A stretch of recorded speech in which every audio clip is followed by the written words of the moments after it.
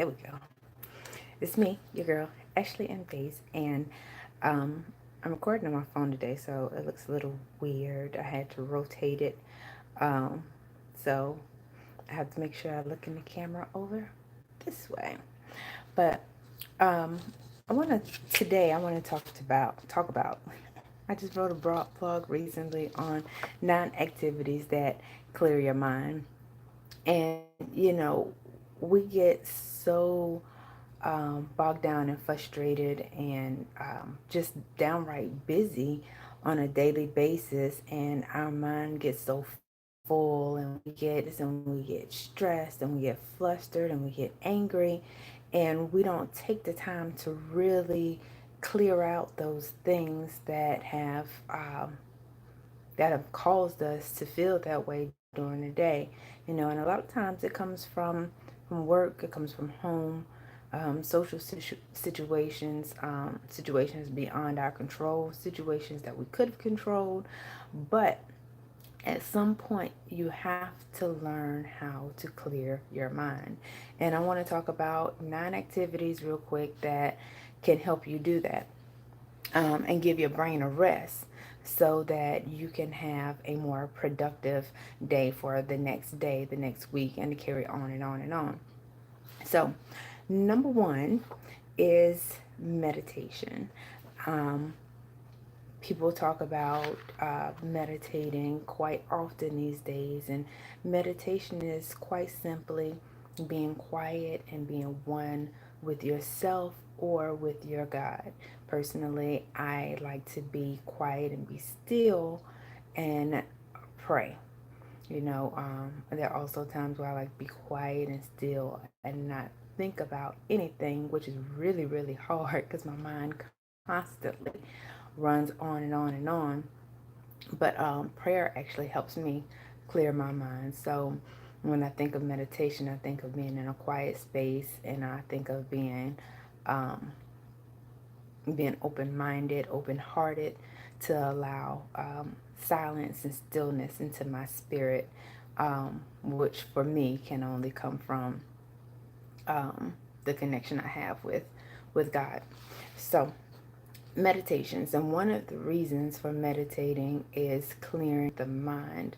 The other option on this list accomplish this side effect as well. Meditation is simple but deceptively challenging. It challenges your mind and body. So yes, it challenges you to be still, to be quiet, to clear your mind, to rid the day of everything that you had um, that's stacked on in your mind throughout the day. Number two is exercise. Strenuous exercise is a great way to clear your mind. There's something about using your body that stops the chatter your between your mind and your ears. Um, so on now, when you're feeling frustrated, when you're feeling anxious, exercising is a great way to clear your mind and even gain some perspective. You know, also being stressed and anxious, and just your mind constantly going throughout the day, that depletes your energy. And exercise, as we know, it gives you more energy. It helps with those natural endorphins and dopamine um, for your body, giving you a different type of feeling um, than stress and um, than anxiety and things like that. And it actually makes you feel a lot happier and calmer once you're done. Taking a nice walk, you guys, um, especially in the evening time before sunrise. In the evening time before sunset, or if you're a morning person, right at sunrise or right before sunrise. Walking and just either listening to music or again becoming one with yourself and with nature. Those things really help calm you down. Um, and it helps you kind of get away from the situation. So, excuse me, guys. So if um, you're stressed out at work or things are going not going great at home, it kind of helps you also just get out of that environment and gather your thoughts and yourself for that day or for that evening so that you can get some rest. Um, Doing something exciting. A lot of times, as adults, and I'm guilty of this, I don't always have something exciting to look forward to during the week. And I think that is very important. And I've started to do that, and it helps. So when you have a lunch with a friend or a movie or activities planned with the kids or with a significant other, um, coming up in the week or in the next week, or if you have a vacation that's coming up, um, that really helps with the stress and the monotony of everyday um, happenings, basically. So have something exciting to look forward to. I'm not saying go and jump out of airplanes, ride roller coasters if you're scared, or, you know, whatever. But do something exciting. If you like going bowling, if you like playing pool, if you like just being outside, if you like going fishing, if you like being with the family and the kids, if you like getting a pedicure, if you like getting a massage, if you like playing basketball as a hobby, go out there and do those things that really make you feel excited. Um,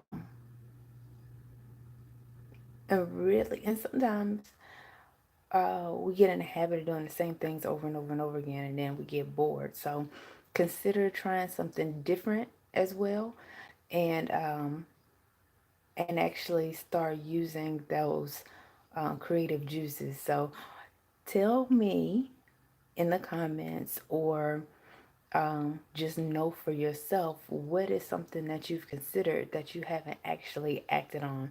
What is it that you want to do that excites you, or even when you think about it, excites you. So next is on the list is mowing the grass or cleaning the house. Doing a monotonous activity can be helpful, you know, whether it is taking your time and driving slower in traffic, or taking a shower and just taking your time and doing whatever you want to do in the shower, washing dishes, cleaning your room, cleaning your car out, taking time to do your hair, but focusing on something other than what the problem is, focusing on something other than the stress that comes with the day. That's very, very, very important. And just kind of and that also helps you get in a clarity space in your own home. So if you have some things that's unorganized that you've been meaning to get to, consume yourself with that for the time being to get your mind off of other things. And some people actually use that as a way to relax in general. Me, I um, don't do that. That doesn't work for me. Cleaning actually stresses me out. It has to be done. It's one of those things that have to be done in the home. Um, but it also helps me get out of my own head. And for me, I have to take it one one room at a time, one space at a time to actually get things done. And that's helpful for me, and helps me focus on organization. And once I become organized in my home, car, office space, whatever, then my thoughts become more organized, become more clearer, and I'm able to move forward in a more calm, clear, and decisive way. So, another number six, you guys, is mindfulness. An activity can help you clear your mind if you focus fully on it. So, this can be as simple um, as eating. So, if you're eating something, concentrate on um, the taste, each individual taste of it, the texture of it, the sound of it, how it goes down your throat. It can be something as simple um, as touching, get it together, Ashley. It can be something as simple the couch that you're sitting on. How does that couch feel on your hands? How does it feel on your legs? You know, did you notice the ripples and rifts and designs in it? How does those designs and ripples make you feel? How does the texture make you feel? It can be that simple, you guys. When you are outside, if you're a nature person, take your shoes off, put your foot in the grass. How does that grass feel on your foot? Is it cold? Is it cool? Is it warming? Does it make you feel warm and fuzzy inside? Those type of things. So whatever you're doing, fully focus your energy on it. Um, and that really takes you to another place, a very calming, soothing place that you didn't know that you can go. So that's one thing I do highly, highly recommend is do mindfulness. Fully give your attention to whatever activity, whatever monotonous activity that you may be doing. Number 7, playing with a pet or going to a pet store. See, I don't have a pet, but I would consider going to a pet store, and I have before, and just looking at the bunnies, the puppies, the goldfish. I love watching the goldfish. They look so frigid peaceful. I have a pond in my neighborhood in the back, and I love watching the ducks. The ones that's really colorful um, and they just go on about their day like they don't have a freaking care in the world. And I just focus on what that might feel like for them and how that makes me feel. And it's so relaxing and it's calming. So if you have a pet, curl up with your dog, your cat, pet them, be mindful in petting them, or go to a pet store. Or if you like looking at the ducks like I do. I don't like the geese. They scare me, freak me out kind of. But the ducks, I absolutely love them. Number 7, declutter. Talked about this a little bit up here in doing mindfulness activity, a monotonous activity. I'm sorry, I'm mowing the grass. I'm sorry, or cleaning, doing a monotonous activity. But declutter your workspace. Um, Cleaning creates a type of serenity. It also creates a type of spiritual connection with yourself and with your space, because when you have a space that is clear of clutter and that is organized in the fashion that you appreciate, then a lot of times what happens is we feel better. Our mind, it automatically clears. This is now a safe space for us to be in and be comfortable in and be cool and do our thing. Um, Especially the bedroom, especially the home office. These are places where we spend a lot of time, and we don't want to. When we create a cluttered environment, we create a cluttered mind, and that's not fair to you. So declutter your area, your space where you um, feel the most comfortable and spend the most time, because that's what's going to really help clear your mind, especially when it's time to go to bed and especially when it's time to do work. That's key. Make lists. When you have a lot to do, your brain goes in overload. And if you're like me, my brain shuts down. So um, I try not to overload it. It's impossible sometimes because it goes a million miles per hour. Um, Even when I'm trying to get some rest sometimes, which is why I do a lot of these things on this list that kind of helps me tune out and actually get rest.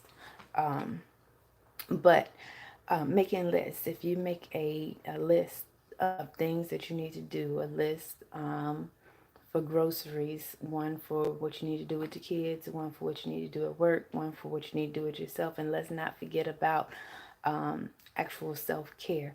You have to do things that make you feel good and make you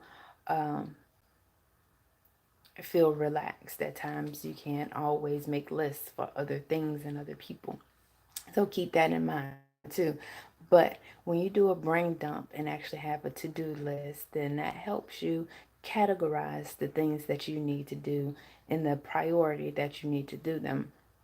And it's very helpful and satisfying being able to check off those things on your list.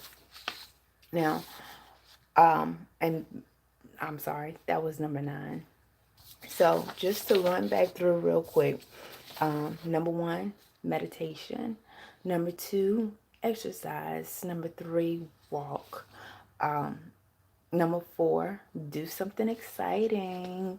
Number 5, mow the grass, clean the house, drive slower in traffic to help with that mood. Do it. And then number 5 is mindfulness.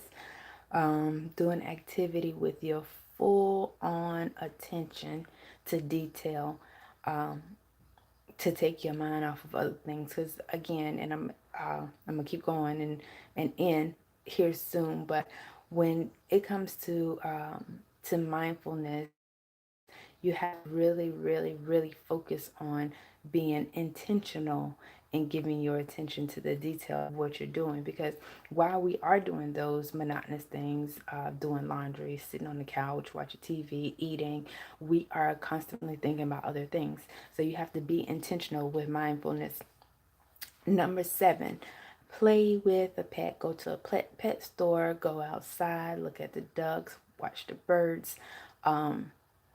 Because they are doing what nature intended for them to do, and it slows us down to watch them, and it helps soothe us to watch what's going on with them. And if you own a pet, then it makes you feel warm and secure and loved too, and it gives you a sense of calmness as well. Number 8 is decluttering, cleaning up your workspace, your bedroom space, the space where you spend the most time. And number 9, make lists. Do your thing, check it off.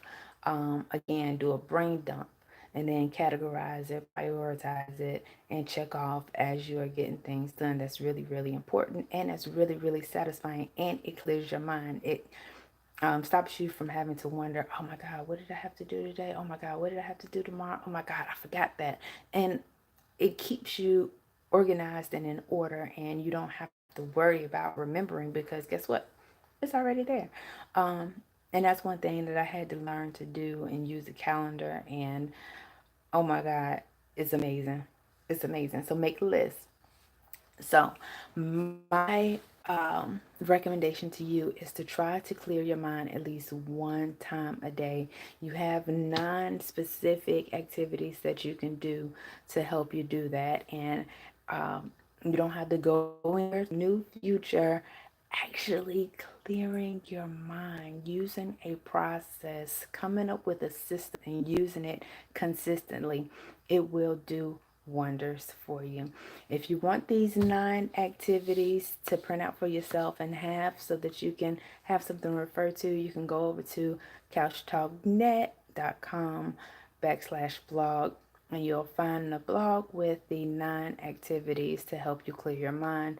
And also, within that is a PDF form for you.